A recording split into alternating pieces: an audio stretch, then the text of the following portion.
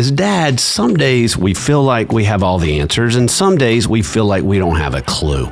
If that describes you, you're at the right place. This is the All Pro Dad Podcast.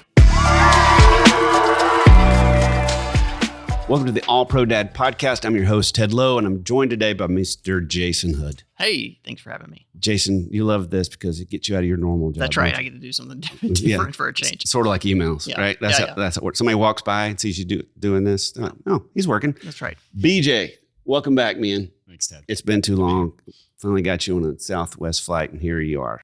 This week, our question of the episode is, what are the top problems that middle schoolers run into? I would not want to be a middle schooler. Agreed. Absolutely right. Now, that's got to be tough. And before we dive too deep into that, to illustrate the toughness of being a middle schooler, we thought we'd play a little game called Tween Slang Trivia. Oh, boy. And we started putting this together, and our 26-year-old producer, Taylor, is going, you guys, you do not know what you're talking about with this slang thing. So we Whatever. I'm about to slay. Yeah. Wow. You're already killing it. All right. Taylor, say hello. Hello. All right, Taylor. Let's do this. How does this work? All right. So I will set y'all up with a couple of classic slang words, and you're going to tell me what you think it means. I'm going to tell you what it actually means. And a little disclaimer first, I am 25, about to turn 26. So technically I am not a middle schooler, and I'm right on, obviously. Yeah. And I'm also right on the line of Gen Z and millennial. We call my age group a zillennial. Oh. So that's just part of the problem. If any middle schoolers out there are for some reason listening to this episode, just wanted to, if I get it wrong, then that's why. All right. First one, Riz. Oh, I actually know this one. I know this one. Charisma. Yeah, charisma. This is like yeah. This is probably the only one I know. So put that in a sentence, Taylor. Yeah. Okay. Yeah. He's got a lot of Riz, or he's a Rizzer. Oh, he's a Rizzer. Okay. That one's more, I will say that a lot of these words are used ironically, so it's kind of a joke in itself. Okay. So right. Yeah, that one you guys got right. It does stand for charisma. Okay, another one, ate. Like when someone ate that. I've heard my teenage daughter use that one a lot. Like you ate that outfit or that fit. So it means like you look good in it, right? Oh. You really did. You did basically, that well. Yeah, basically you did something successfully. So you ate that up. If someone like did a really good job at a presentation or something, then you ate up that presentation. Yeah. My generation was the opposite. Middle schoolers are using the word presentation. Like you ate it. You fell. Yeah, you fell. You face planted. He ate it. Yeah, he ate it. Interesting. Gosh. Right. Cap. Like that's cap. Oh, that's a lie. Yep. Oh, that was good. Yeah. Okay. So when you're capping, you're lying. All right. Let's do one more here, all right, Taylor. One more. What's a beige flag? I forget. I don't know. I don't know what a red one is. Yeah, red flag is like full stop. Don't do it. Run away. Yeah. It's the So only flag I know. So there's kind of variations of the flag analogy. So there's a green flag, green means go, red flag, red means stop. Beige flag is just something quirky and kind of weird that someone does, but not necessarily good or bad. Like what? Like give us an example. So like if someone brings board games with them on a trip, that's kind of a beige flag. Like they're packing up board games in their suitcase. They're passionate about board games, so they're bringing it with them. But it's not necessarily good or bad. It's a little endearing, and a little quirky. Kind of weird. Yeah. Okay, that makes sense. All right. Okay, Taylor, thank you very much. Yes. Yeah, absolutely. Thanks for having me on. Dads, that's how confusing just being a dad to teenagers to middle schoolers is in general, right? I just think that represents like, wow, they're speaking a different language. They're living in a different world. We're trying to help them navigate it. They probably think even more than we thought about our parents that we are not full of Riz. Or, we are. Way to apply what you just learned. We are a bunch of cappers capping all the time is what they think we are. Beige flags. Yeah. Anyway, based on that, we're going to talk a little bit about what problems are they running into. And BJ, you wrote a very popular article on allprodad.com about this. Walk us through some of the things that middle schoolers are facing. Well, the first one is kind of pretty obvious. It's just that they're going through an awkward phase. Like everything's changing. Their body's changing. Chemistry is changing. They, when like little kids are weird, they kind of have their weirdness too, but they're adorable. And then middle schoolers go through this kind of gangly, awkward, they're not cute anymore. Yep. And then everybody hates them because they're like, oh, they're awkward and weird and not cute. And so don't get me wrong. They're, they got their cuteness, but they're just going through this kind of awkward phase. And then you have like some are developing quicker. Mm-hmm. And so, that's terrifying for them. And then you have the kids who are lagging behind who kind of still look like they're in second grade. And so it's just everything just for them everything is changing. They're very aware that they're moving into a new stage of life and it just feels awkward. And it almost feels like the ground underneath them is shifting and shaking. Right. Did you guys feel like when you think back at middle school, do you remember those times? Do you remember it being tough or awkward for you guys? I mean, I remember a lot from my middle school days, and I remember it being super. I remember being stressed a lot about what people think of me. Like I remember thinking about that constantly. What I noticed about my middle schooler is, and middle school in general, middle schoolers in general, is that they want to continue to act like kids, but they want you to treat them with respect as an adult and treat them like you would another adult, but they want to act however they want to act and do whatever they want to do. Yeah, I'm squarely with that. Just working in youth ministry for a long time, BJ, you did too. Middle schoolers, it's tough, man. You're watching what's going on with them, and you're watching, just like you said, some are really, really tall. I have a friend who's 6'5" now, and he said he was like fifth string quarterback for the Dallas Cowboys for a while. He played in Germany, kind of one of those but he's this big, tall, handsome guy. And he says he still feels weird walking into a room that tall. And he said it started off in middle school.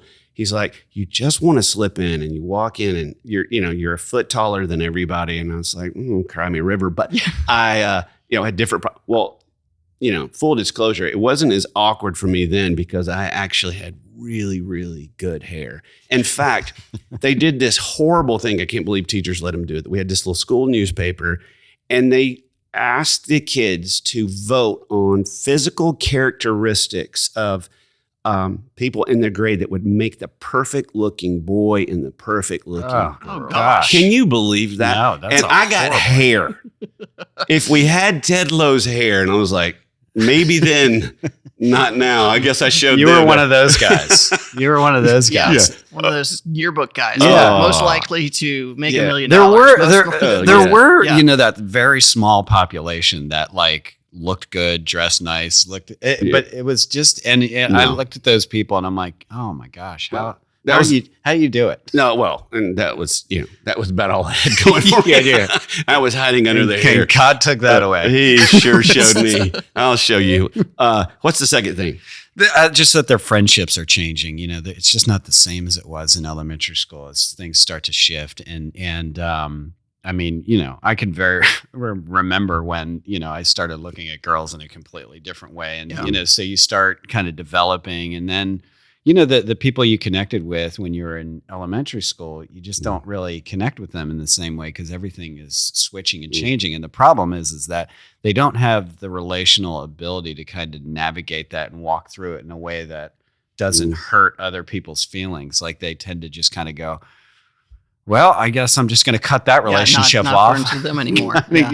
And then you have kids that are just kind of left going, what happened to my best friend? Right. And sometimes it's just kind of, again, like this person's developing and this person is not developed yet. And so you just have kids that are feeling lonely. And then you have other kids who are like, I just don't want to hang out with them anymore. And I don't know what to do with it. And so they just sort of shut it off. Yeah. I actually talked to my daughter when I read the title of this episode. I asked my daughter, I was like, what are some of the, what are the things that you deal with as a middle schooler? And she actually said cliques are one of them. It's like, how do you navigate this group of friends versus this group of friends. And she's like, I'm friends with two different groups of friends. And I feel like, sometimes I don't know what to do because I'm stuck in the middle because they're all here, they're all there, and I don't know which direction to go. I don't want to hurt anybody's feelings, but at the same time, I don't want to feel left out.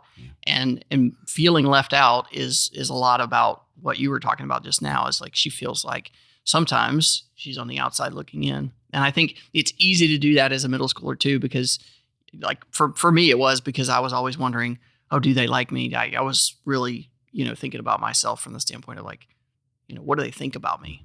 I mean, a great illustration of this is Inside Out 2. If you've seen Inside Out 2, it's just kind of, you have Riley, the main character, and she's sort of caught between, I want to go hang out with these older girls, but then I had these other friendships that I've had forever, and she's got the anxiety she's sort of dealing with of how to deal with that. It's giving me anxiety just thinking about middle school right now. I talked to my oldest son, who's a 7th grade math teacher. And I talked to him a lot about the teenage episodes, and he has a real heart for these kids. He really does. And I said, what makes a popular kid and a not popular kid? Like that means something different. He went to school graduated with 800 people. I graduated with 100. And so I knew what that meant. But he never talked about popularity as like that's a good thing. And he explains to me, he goes, because I wasn't. And so we talked about that. And I said, what does that mean? Like as you're viewing kids, that are in 7th grade. And he says, girls are popular when they're pretty and quote unquote sweet. And boys are popular because they're still fast from elementary school. And I did what we're doing is laughing. He goes, no, I'm dead serious that's it. And I think about kids right now, you kind of scan that and go, those are the kids that other kids are valuing. Those are the ones that what you're doing, the thing that's accepted. How do I get into that or get as close to that as I can, given who I am and how I'm wired and what money my family makes? And my heart really just hurts for kids. And so dads, I know we've got to figure out like, how do we support them in that? We'll get there. I'm ahead of myself. What's the next one? The next is that they're just in a culture of meanness. Like they just, here's the thing about middle schoolers. It's easy to look and go, oh my gosh, they're so mean to each other. These kids are the worst. But they really, in their terms of their development, they don't have an ability to understand the effect that they're having on the people around them. It's just kind of part of their development. There's sort of first person shooter game kind of here. And when you move into high school, you kind of move to the up above where you're looking down at a character and they can kind of see around them. Wow. So Chap Clark talks about this all the time. They don't have an ability to think abstractly. So they can't understand cause and effect. I very much remember being in high school and a friend of mine, a guy who is still a very good friend of mine today, people made fun of his hair in the yearbook. And I came across that and I called him over and I started to talk about it and I was laughing about it and he got really upset and left. And I couldn't understand for the life of me why he got upset and left. All I thought was, this is hilarious. Like I didn't understand, I'm hurting his feelings. I'm saying something about him. And middle schoolers, they don't have the ability to think about that. Like they just think I'm saying something funny. I don't understand that it's at somebody else's expense and that I'm, so they're just they're trying to get attention. They're trying to do all these things and they're impacting people, but they have no idea. So they just crush each other. Right. So they're living in a culture of meanness. Well, I've never thought about that. They don't know. You watch guys especially, as they're teasing each other and messing with each other. And then it feels like, I don't know if that ever stops. Right. I mean, we've probably done it before we started recording today, and we'll probably do it on this episode. So I don't know if it ever goes away, but I just think for some kids, it just crosses that line. And you think about a culture of meanness is, social media too, right? Like they're seeing the culture of meanness there. Yeah, and I would highly recommend that middle schoolers not be on social media and not have phones. Especially if you're in a culture of meanness when you can hide behind a keyboard, or a fake profile or whatever. Like you can be super mean and feel okay about it. Oh yeah. Well, and they don't need that. Like you just need to understand that they live in a culture of meanness. So why give them something? Like it's bad enough when they're at school. Yeah. Why give them something that gives the meanness and access to them 24 hours? Yeah, it's a weapon. Yeah, I mean, you're handing them a weapon. Well, and to that point, again, And you're handing them a weapon and something to get hurt by. Yeah. Oh, that's true. Well, and to that point, I was asking, his name's Chapman. I said, Chapman, like what else? What gives your heart toward them? He goes, they always have to be on. And he said, he always says, when you were in school, I was like, yeah, because you remember. But he goes, when you're in school, you probably knew that at any time something could kind of go wrong. You're kind of living with the anxiety. If I walk through the hall, this kid could say something, or I go to this certain class, I know this guy's always a little bit of jerk. When I go to the cafeteria, I know this group of people are going to be, they're the teasers, whatever. He said, but when you left school, you could breathe. He goes, these kids have to be on at all times with the knowledge that something could go really wrong at all times because of phones. Because of that very reason, is they could see, oh, wow, I'm getting teased, or someone else is getting teased. He says, because when they see someone else getting teased, they're going, man, I could be that kid too. And so, yeah, it's tough. They're living in a culture of meanness. What's the next one? Just that they feel alone in their groups. And this kind of what you just said kind of plays into this, that because they live in an environment that's really kind of unsafe, is probably the way, unstable, where they could be kind of attacked, or someone could kind of come after them, or, be mean to them at any time. Their friendships kind of have rules to them, and they sort of look at their friendships in a different way. So this is another thing Clark talks about, normal friendships. It's like, if we're going to huddle up, we're all facing one another. Their friendships think about a huddle that's reverse, where they're all looking out, and it's kind of like they're all standing guard with one another. And so it's the culture around their friendships is protection. Like, these are people that are going to kind of be with me, and we're going to, sounds a lot like prison. A little bit, a little bit. I honestly, that's not a bad illustration for this, but because their friendships could change at the snap of a finger, there's a level of trust that doesn't go much deeper. So they're in a group, but they still feel very alone in that group. Yeah, I've noticed because we don't do phones. We don't have, my daughter doesn't have a cell phone, nor will she for a long time. And a lot of our friends, they do have phones. And so she even feels isolated and alone because she doesn't have one. And when they're in a group together, I've seen this multiple times. They're sitting there and every one of them are on their phones. They're not engaging with each other. They're flipping through, Instagram or TikTok or whatever. And she's sitting there, and my heart goes out to her, but at the same time, I'm like, that's a trap that they have been caught in. And she even says that she's like, I hate it because it takes time away from us spending time together.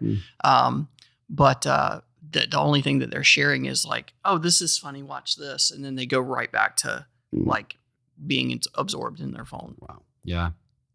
What's our last one here, BJ? The last one is the independence-dependence paradox, because they start to, middle schoolers are kind of they want to kind of separate from their parents. It's, I don't know if you remember back in our day when we used to be dropped off at the mall. It was like, Mom, drop me off over here. I don't want anyone to see you drop me off.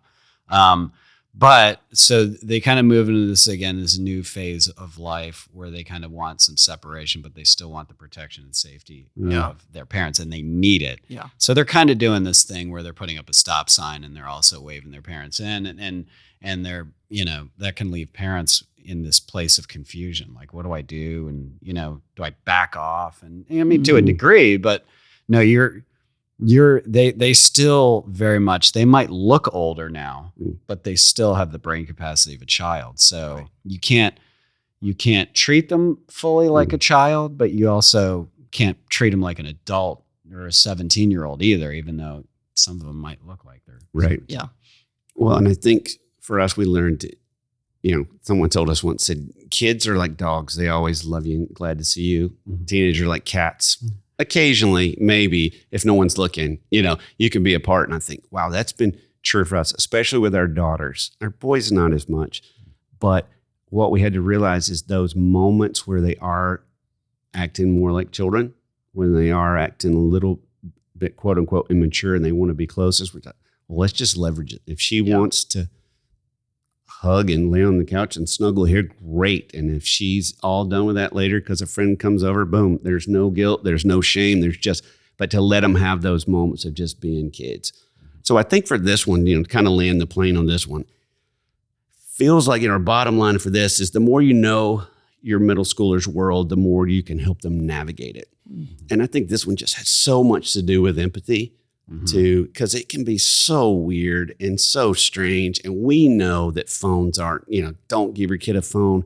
And yet feels like, everyone else is, wearing cool shoes and I'm barefoot a little bit. That's what one of my kids said to me one time. Like I walk into a room and I'm barefoot and everyone else has got on shoes. So that's tough. And I was like, but I realized that is, and so I know a lot of people are listening right now. Their kids already have phones. That's your decision to make. But I think for all of us, whether you land on any of that, it's empathy. Yeah. And the more we know what's going on, the more questions that we ask, the better.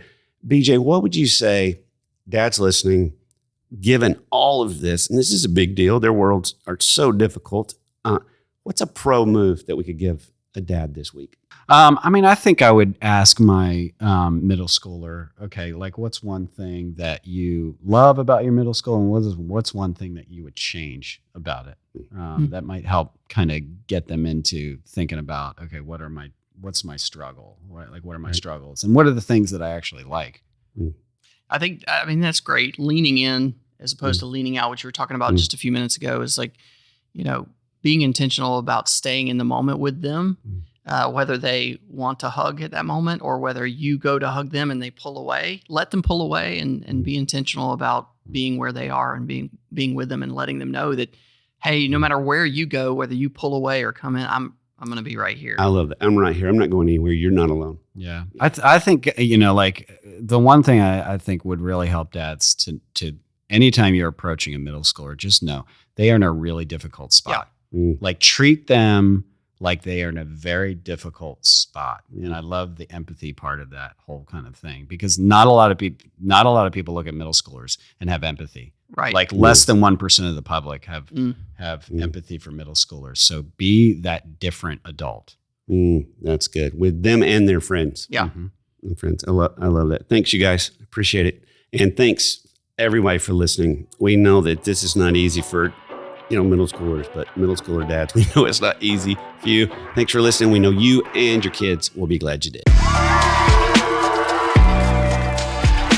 Thanks for listening to the All Pro Dad podcast. All Pro Dad is the fatherhood program of the nonprofit Family First. Along with our motherhood program, iMom, we exist to help you love your family well. Subscribe to our daily email, the All Pro Dad Play of the Day, by going to allprodad.com/subscribe and get daily powerful and practical fatherhood tips in your inbox. The All Pro Dad podcast is hosted by me, Ted Lowe, produced by Bobby Lewis.